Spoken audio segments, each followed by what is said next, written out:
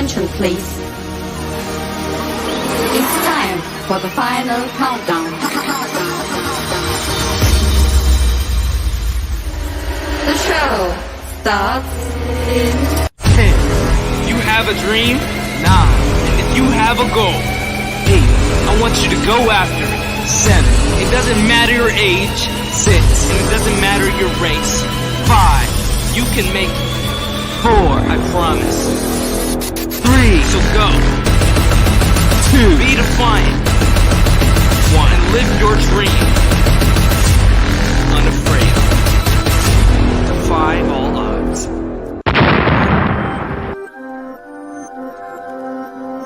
I am defiant. There is nothing that can hold back my greatness. I am defiant. And the same goes for you. Welcome to the Defiant Ones Teen Podcast, hosted by Defy. The show starts now. Hey guys, welcome back to the Defiant Ones Teen Podcast. I hope you all are doing amazing today. I know that I'm doing great. It's a beautiful Wednesday. Wednesday. I was about to say Monday. I'm getting caught off a little bit on these days just due to quarantine and COVID and all these different things. But hey, we are coming to a close to that. Thank you. Vaccinations are starting to go out and the world is starting to get up and look better. I'm so thankful for that. I hope you all are doing amazing today. Welcome if you're new to the Defiant Ones Teen Podcast. Let me tell you guys who we are. So my name is Christian Defy Robinson, and this is the Defiant Ones Teen Podcast, stemmed from the Defiant Ones Teen magazine, a magazine founded and formed by me and my brother a year ago. What we do is we share the amazing stories of people who are defining who they are and defying the odds that go against them. So no matter your age, race, gender, religion, etc., if you have a dream, if you have a goal, you deserve and you can go after it. You can make it. You can be successful. And that is what we are all about here, defying the odds. In these platforms, we are talking about entertainment, fashion, news, trends, sports, etc. But what makes us different, or what takes us a step further, is we're sharing things that truly aren't taught in life, not to us youth, not in school at least. So we're talking about sex trafficking, bullying, cyberbullying, creating a business, which we have today, creating a business, mental and physical health and wellness, all these different important topics that truly we could all benefit and succeed from.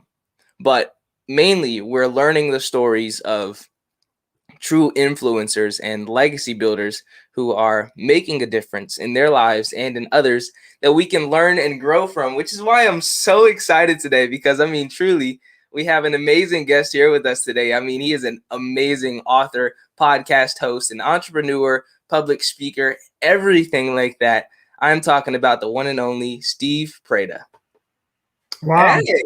That's a lot to live up to. Well, thank you. I've been practicing. How are you? Oh, I'm doing awesome. I'm excited to be on the show. I think this is a very special show to be on. So good. I'm grateful for the privilege. Thank you. So glad to have you. So before we get started, can you tell us a little bit about yourself? Who you are, what you do, all these different things? Yeah, absolutely. So my name is Steve Preda. I'm a business coach. I work with small to medium-sized enterprises, and I help them become better and grow faster, be more profitable, work better as a team. And I've been doing this for the last, in some form, shape or another, the last 25 years or so, in different countries. I'm originally from Hungary in Central Europe, in Eastern Europe. Wow. And I lived in different countries in Europe. And then at the age of 45, I uprooted my family and we moved over here with our 4 kids. And we've been living the dream ever since. Good. That's amazing. 30, all these years. Goodness gracious. That is truly amazing. So, wow. I'm only 17, so I've been doing this for probably less than half of what you've been doing it for. A lot less. How did you get introduced into the business or entrepreneurial lifestyle? Well, so ever since I was about 10 years old, I kind of wondered about entrepreneurship, and I wanted to become an entrepreneur. My kind of role model was my great grandfather, who I never knew personally, but I heard a lot of stories about him, and he was a very successful baker in Budapest, Hungary, before the Second World War.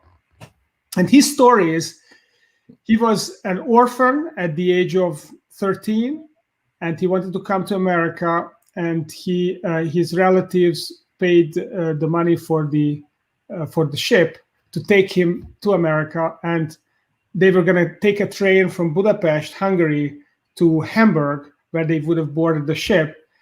And this was the first time he arrived in a big city, and he arrived in Budapest, and he got a bed somewhere, and he wandered down. He was 13 years old. He wandered down in the streets to look around, and he got lost. And he, in the wee hours of the morning, he saw some light. He went in there. It was a bakery, and he asked to stay there overnight, and promised to work the other day. And basically, he missed his boat. He never made it to America, but he built a very successful business. He was one of the top 30 taxpayers in Budapest at the time. So he had this thriving business, and then communism came, and his business was gone. But I always thought about him and his success and how he became a successful entrepreneur. So I always thought that I was going to become one. But what happened was, when I finished high school, I got a scholarship to the Netherlands, and then I went to England, where I got the job in London with a big accounting firm. And basically, my entrepreneurial dream kept being pushed out and pushed out and pushed out. And finally, when I was 35 years old, I was working for a bank, and I had a big salary and everything, and I got fired one day. And I got fired, and I was 35 years old, and I said, yes, this is my time. So I moved across the street, and I remember it was Friday afternoon when I got my pink slip. And Monday morning, I was in business in my own consulting firm, and eventually all my clients walked across to me, and they left the bank and they came over to me, and this is how I started. Good. I'll tell you, there were so many things that I loved about what you just said, and I'll kind of take it in order. First of all, the story with your great-grandfather. I mean, there was one thing that stuck out to me exponentially. It's kind of the fact that you said that he was supposed to board his boat to come and live the life that his relatives paid for. But he didn't end up doing so. He went to work at a bakery, all these different things. And then he became super successful. That kind of makes me think of how sometimes you may have a plan in life. It doesn't go right, which, as I can't remember who said it, anything that can go wrong probably will go wrong. I mean, he still made the way. It was his destiny that he never saw coming that came across, leading to his success, a path that was never foreseen. I think that's firstly just amazing how truly that story came about. Secondly, I love what you said about your story. You know, it's truly unique to be doing what you're doing and to work at a bank to get fired. You were happy about that when you said yes. I mean, that honestly hit me. I was like, what is it? He had no regret in saying yes, being happy about that. Why was that something that felt good to you? Well, because suddenly I lost my shackles. Because I had this high salary, it was just too high of a bar. We had 2 children at the time and young family, and when you get a big check every month, to give it up to start something from scratch when you have no income whatsoever, it's a really hard step to take. Yeah. But when this opportunity cost was removed, when I no longer had the check, then I could do whatever I wanted. I was free to do whatever I wanted. I no longer had to suffer the decision of letting go of something secure and putting my family at risk and all that stuff, because that was done to me, so I could then do the best I could in the situation, and that was much better than nothing, right? So basically, the threshold of success got reduced for me, and suddenly I was successful, just making enough to feed my family for a while, and going about with my business. Whereas before, the threshold of success was my salary and increasing that. So that was kind of the situation. And then it turned out that for multiple reasons, it was a blessing. After I left, about a month later, it was a huge scandal in the bank. A person, Madoff, you remember Bernie Madoff, the guy who swindled a lot of people out of their money? Mm-hmm. So there was a guy like that in this bank, and he was in cahoots with the CEO, and they defrauded a lot of people. And because I was in that part of the bank where he worked, I didn't know him. Had I stayed in the bank, I would have been somehow caught up in this whole scandal, and my name would have been tarnished. But because I left early, I escaped it. So there were multiple very blessingful events behind this.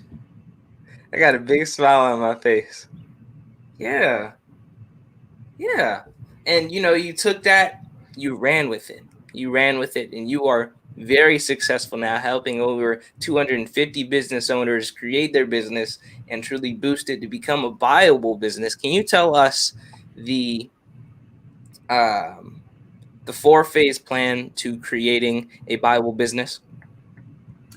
So when I say viable business, some people ask me, no, it's sellable business, right?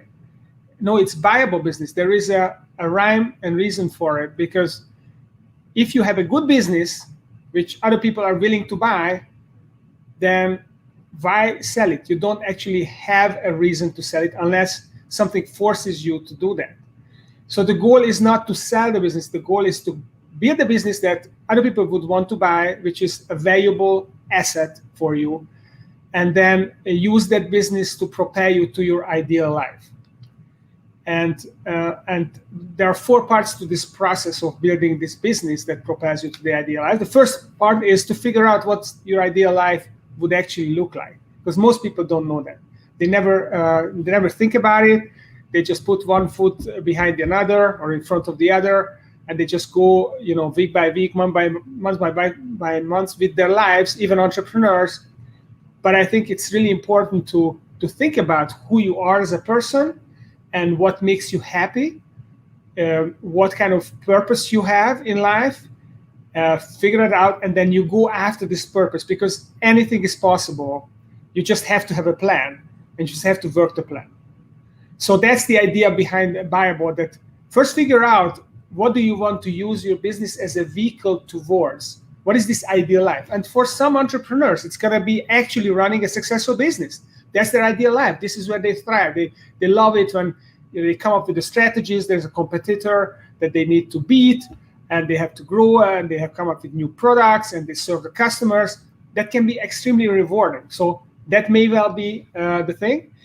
But some people don't want that. Some people want to spend time with their families. They thrive with the social interaction. Or other people would want to start a charity, and they want to help other people do certain things.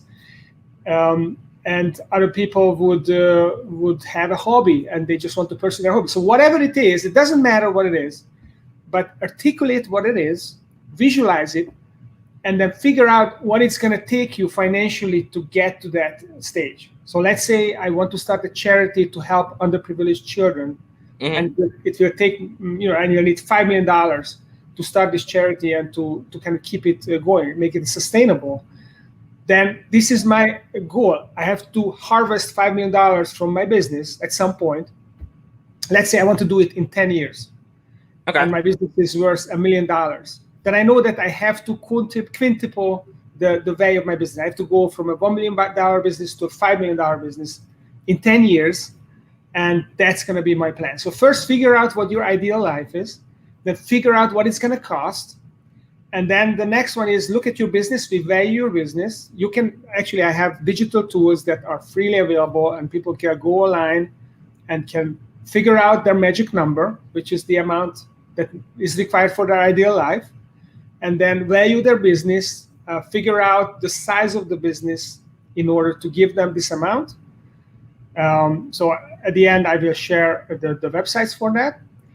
And when you figured out where you are and where you're going, then the next step is to orchestrate your business, to turn your business from a disparate group of people who are doing different things to a business which has a vision, which has a plan, has a purpose, has values, and which has a strategy to serve this purpose, and where everybody in business is fully aligned and rowing in the same direction to take the business there. So that's the next step. Orchestrate. This is a second step. So first step is visualizing your ideal life. Second, and figuring out what it's going to take. Second step is orchestrate your business so that you have a fast-growing, highly profitable, and self-managing business. Self-managing is important because if you're stuck in your business, you're not a free person. You are a slave to your own business. Yeah. So we want the business to manage itself so you can elevate yourself and think about your things, what you want to be. And then part 3 is value drivers and make this business more valuable. So it's orchestrated. Now grow the value. And finally, to harvest the value and to live your ideal life and to figure out how you transition from being a business owner to doing whatever you want to do. Good. Yeah, I think that's a really good 4-phase plan. Honestly, that's a really good way of looking at it. And it makes me wonder, because we haven't got specifically into it, what do you do? What business do you manage? Do you have? So what I do, I used to have a business myself, which I started. So after I got fired from the bank, I started this consulting firm called MB Partners.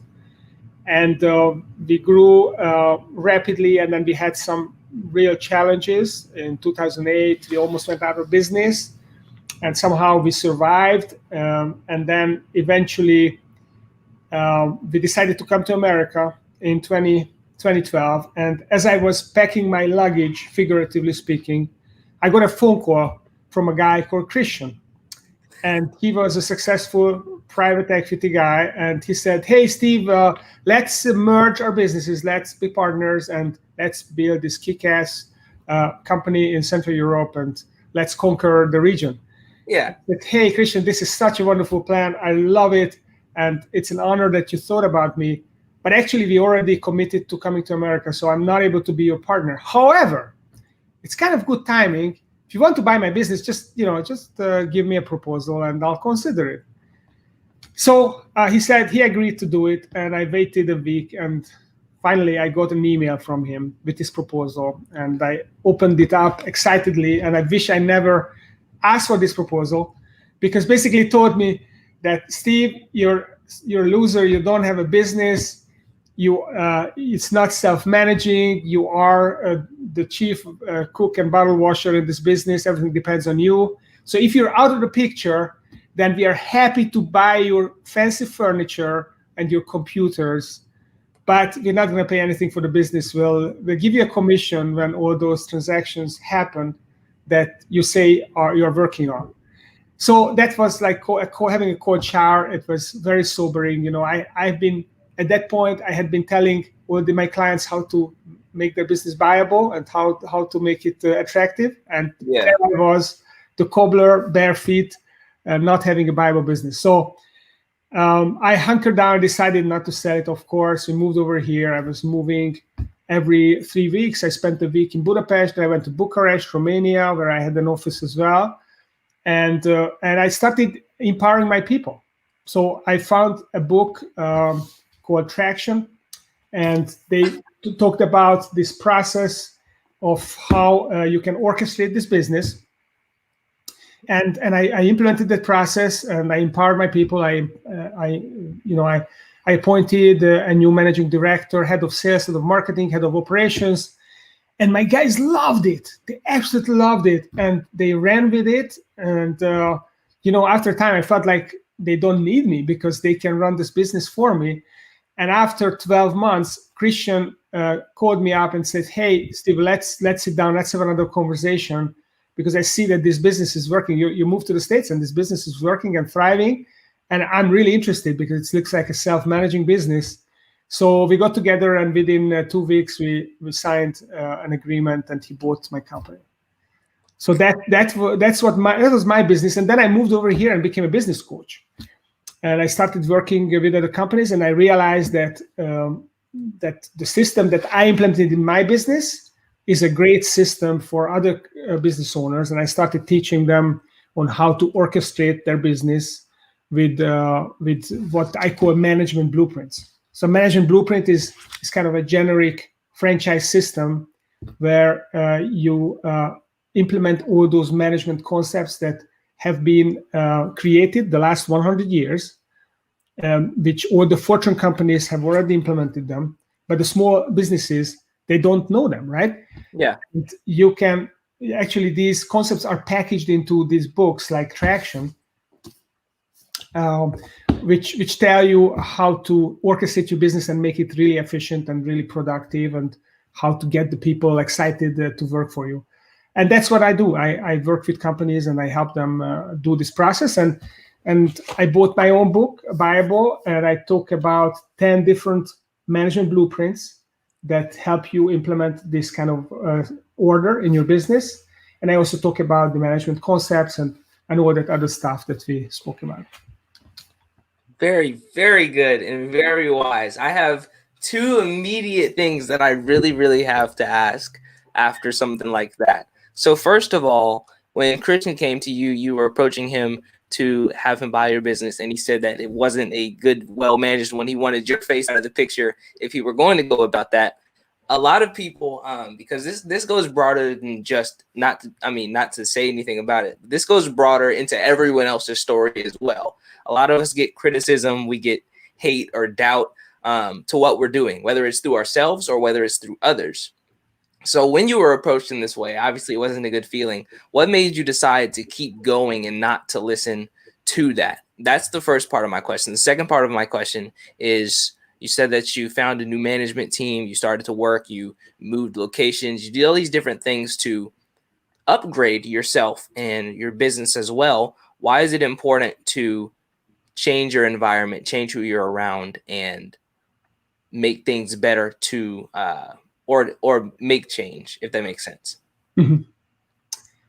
So why I didn't sell my business? Of course I didn't, because I worked really hard for 10 years to build it up.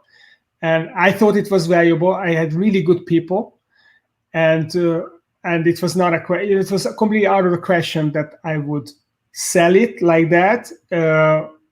I was prepared to do whatever it took to make it successful, and it was also a great wake-up call. I mean, I think deep in my heart, I knew that it was not right, that I was kind of making all the decisions for my team.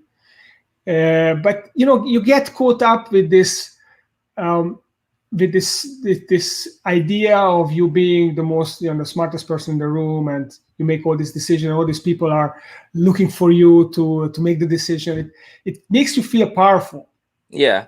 But actually, it is a mirage. It's not power. What you have, it's a very low level power. What is a much higher level power is when you have people smarter than you around you, who make better decisions and who will actually create value for you and for themselves in this organization. And my lucky situation was that actually I had all the right people in the company. I just didn't empower. I didn't think to empower them. I thought that they still need, I empowered them to some degree, but I didn't realize that they were ready to get to the next step. They were ready to the next stretch and challenge to step up and to lead the sales function and to lead the marketing and lead the operations. They were ready to make this step. And when I was confronted with the situation, I had no other option, because I was leaving and my family was here in the US, and had to take care of them. I had to move here. So I kind of was forced to let go. And when I let go, then it turned out to be the best decision ever, because they were more than capable of doing it. And I had to mentor them a little bit and coach them. But they were very coachable. They wanted to learn it. They wanted to become the person. And when I told them that you can become this person, they believed me. And they proved me right. Yeah. So it's very rewarding. Good. And I think it's interesting in my school band program, they find it very important to teach us, if I can speak, to teach us about leadership and being a role model, influence. And one of the things that never really occurred to me, that really just reoccurred to me when you restated it, is just exactly what being a leader is. Now, a leader is a person of many things. He's a person that can be depended upon. He's a person that's responsible, kind, caring, passionate, and knows what to do when things go right, how to react, and when things go wrong, how to overcome. But there's a hard step that a lot of leaders may forget or may not do, that I'm really glad you just said that you implemented, and it's to let others lead as well. Give other people the free space and range to also learn how to be in that phase, how to be in that place of power, of responsibility, all these different things. Because a lot of the times as leaders or as entrepreneurs, is anything that we want, we tend to put a lot of stress upon our own backs, when honestly we can not put the stress on others, but let them not be stressed by stressing yourself. Does that make sense? When you allow others to have freedom as well. I think that's a really amazing point that you pointed out. And I'm very glad that you said it. But I mean, it's not the first time. It's not the first time that you've done it, because I kind of want to get into how you said you'd restate more of your books and everything like that. I want to know that you share this information not just here, but also in your books and on your podcast. So can you tell us about that, please? Yeah, so I just want to make a point before I go there. If you don't allow your people to be free, to make decisions, to lead, then you are yourself cannot be free. So if you don't allow other people around, if you are surrounded by people who are unfree, who are not free, that's gonna keep you hostage as well. It doesn't allow you to be free, because you know that you are surrounded by people who are not autonomous, who are dependent on you, and dependent people will actually demand your energy, and it's the huge responsibility on you to take care of them because they are dependent. Whereas if you make them free, then it makes you free as well. It's like when your parents raise you and you become an autonomously functioning adult, then it means that your parents can go about their life and they can do whatever is important to them, and they can have their own life. But if you never grow up, if you live in their basement, then your parents are never going to be free, because they will have to keep feeding you and they will have to sustain you, which means they cannot focus on themselves. So that's a huge thing, which I realized. Yes, I also have a podcast, and we should do it on Facebook Live as well. This is a great thing that you're doing, kind of. I'll learn this from you. But so my podcast is about entrepreneurs, and I'm really curious about how they orchestrate your business. So that's kind of the theme of the podcast. How do they create these processes and these systems in the business that will help them delegate? Because the whole thing about processes is that when you have people with little experience and little intuition, because they haven't had a chance, they're young people, they're just coming into the workforce, they are starved for some kind of blueprint so that they can do a better job, right? Yeah. And often business leaders, we have everything in our heads, so we expect everyone else to be like that, and we expect people to solve it themselves and come up with the solutions where they don't have the experience, haven't been working for 35 years, and they haven't honed their intuition, they cannot do it. So what I'm after in my podcast, Professor Fraction podcast, is how these entrepreneurs built these systemized businesses where they could delegate everything because people, they have systems, they have processes which help their people to grow and lead and become better and build this business for them. Good. And it's unique. We're doing something here where we're sharing your story, but you're sharing your story as well as the information that you know. And it's that exactly. You mentioned management processes that go back 100 years, things like that. I mean, knowledge is honestly one of the things that makes a person successful. It's just one of the key factors that makes you a good businessman, that makes you knowledgeable, if it makes sense. So my question is, what makes you decide, because a lot of people are successful and they're in these big pillars, they're making money and they're at these high places, that want to stay there, don't want other people to kind of, crowd their space. What makes you decide to share the information and the knowledge value that you have for free, this priceless information? It's a great question. Well, the right kind of, so here's the thing. You cannot give away your knowledge because the more you give, the more you get. So what happens is that there are two types of people, maybe two major groups. So there will be one group of people that will not be able to do anything with the information. So there's actually no harm giving it to them because they're not going to be able to steal it from you, right? Because they won't be able to implement. The second group of people who really can do something with the information, but those people also often realize that, many of them realize that they have no capacity to implement the information. So even if they understand it, they can learn it, they could implement it, but they have to do so many other things. They have no capacity, and they will want me or someone like me to do it for them. So I give them the information and say, wow, I want that. Okay, how can I do that? But, I can't do that. I don't have time to do that. And then they're going to come to me and say, okay, will you implement this in my company?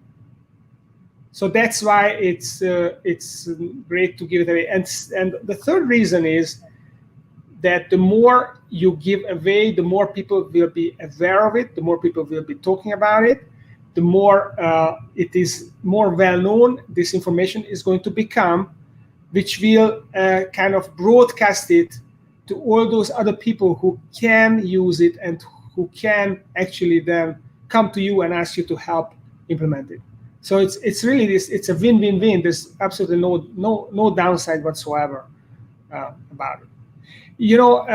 Everyone, all of us know the restaurant McDonald's, and there are so many copycat McDonald's, right? There's so many hamburger joints and other fast food joints that want to run the McDonald's system. And Ray Kroc, who basically made McDonald's into this mega successful company, when they asked him, what are we going to do with all these, Burger King and Checkers and all these guys that try to copy us and they are stealing our intellectual property, and said, gentlemen and ladies and gentlemen, we just have to innovate faster than they can copy us. That's our job. We have to innovate faster, then we can be copied, and then we're going to be fine. So that's it. That's a fantastic way to look at it, honestly. And that's a great mindset to implement in every way of life. Thank you. And we'll start to near up here. I have of course I have a question. What or who is your inspiration or motivation, not just for business, but in your life, to go after what you're going after? It's not one person. So it's a lot of different people. I already told you about my great-grandfather. Sorry, let me clarify the question. So is it about my motivation, why I go about what I'm doing, or is it about my kind of role models? Your motivation. Motivation. So my mission is to help entrepreneurs build better businesses by teaching and creating tools for them. So that's kind of my mission. And why I want to do that? Because I believe that entrepreneurialism is a very positive force in the world in general. I think it allows people to have unlimited existence, potentially, a blue sky kind of situation. It means that they are free from employers. They can do what they want to do without depending on other people. So it creates autonomous people, and it also creates a lot of innovation. And whenever innovation happens, then it means that everyone benefits, because everyone will be able to access that innovation, and it's going to reduce prices through competition. So we are all becoming more wealthy and wealthy as a result of entrepreneurship and innovation. Yeah. It's also a great force for maintaining our democratic system, because it means that power cannot be concentrated in a few people's hands, because economic power is always created at the grassroots level by entrepreneur. There are always new people getting economic resources, and they can then they can keep the system pluralistic. Yeah, fantastic. Thank you, Mr. Preda. I mean, you are very wise. I can say that at the least. So how can people find, contact, and book you, support everything that you do in your businesses? Well, so I'm coming out with Buyable, your guide to building a self-managing, fast-growing, and high-profit business. So I would like to encourage you, if you're an entrepreneur or if you're interested in business, to buy this book. It's available on pre-order. So while it's on pre-order, it is at a 50% discount. So you can buy it half price. If you are not yet sure you want to learn more, then you can download the first 40 pages of this book for free. Wow. If you go on viablebusiness.com and you give me your email address and your first name, then you can download the first 40 pages. And that's another thing. Now, if you want to learn, you have a business and you want to figure out whether your business is viable or not, or to what degree it is viable, then you can complete the Viability Assessment at viabilityassessment.com. And it will give you a complete overview of the 6 factors of viability of your business. So there are 6 different things that you have to make good around your business to make it viable. And you have a complete autopsy of your business. And there are other places, but you can also connect with me on LinkedIn. Most definitely. And all of these social medias, all of these websites will be linked in the description below. I mean, there is so much knowledge that you've shared that it comes down to one more question. What is one last piece of advice you would leave for anyone out there who truly is an entrepreneur, or any person who has a dream, who has a business, who has a goal that they want to go after, but is just looking for the first step? Well, keep feeding your mind. That's the most important. Keep feeding your mind. And at some point it's going to spill over, and then you're going to be, it will force you to create something. So just keep feeding your mind, read good stuff. The best thing to do is to get up half an hour early every morning and read something useful. And soon enough, you will have so many ideas that you won't be able to handle them. You will have to start writing things down, and then you can prioritize them, and everything is gonna fall into place. Just keep reading and keep learning. That's exactly it. Thank you, Mr. Preda. I mean, I am so happy to have spoken with you. I've learned a lot this episode, and truly, you, from your grandfather to what you're doing now, you have truly defied the odds, and you are very successful. You know exactly what you're talking about, and I'm so thankful. So I want you to say loud and proud who you are, what you do, and I am defiant. I'm Steve Preda. I'm a business coach, and I am defiant. Yes, you are. Thank you so much. It has been a true pleasure and honor We will definitely be connecting to get you on Facebook and all these different things. Guys, make sure you check out the book Bible and everything else Mr. Preda is doing. Again, all of the social and links will be down below in the description. If you enjoy these types of episodes and you enjoy these stories that we're sharing, I mean, truly, it would mean so much if you like, share, and subscribe to the stream and the podcast. Mr. Preda, it has been a true pleasure, but I mean, I think that we're going to end it here. Thank you so much. Thanks, Kindify. It was a fantastic experience. Thank you. Most definitely. Thank you for inviting me. You take care. Guys, I am truly blown away. In all honesty, this makes me happy. I love learning. And from people like Mr. Preda, it is impossible not to learn. Just to be able to have a conversation with him, it's kind of like he said, when his business was not doing so well, he learned different strategies, got new people to elevate them, gave them freedom. I mean, and he made his business viable. We are making ourselves viable. We are learning from who's around us. So just to be able to have a conversation is important. I mean, it's important. And, the knowledge, tips, and advice that he's sharing, it truly can make a difference. It can make a difference. I'm definitely going to make sure that for my business, because I have to be on point, take that business assessment that he's offering. And I would definitely recommend that you do as well as check out, his book, podcast, and all these different things. But, I'm very happy about this. And I'm so thankful that he came on here and spoke. Again, if you enjoy these stories, it would mean a lot if you like, share, and subscribe to the podcast. Also, if you would like to leave a donation or be a supporter, that is totally available on our website, defiantonesmag.com, where you can also find your online and physical copies of the Defiant Ones Teen magazine for teens by teens. Learn more about us, get your copies, listen to the podcast, become an advertiser sponsor. All these different things are available on our website, defiantonesmag.com. You can find us on Instagram, Facebook, and Twitter at Defiant Ones Mag.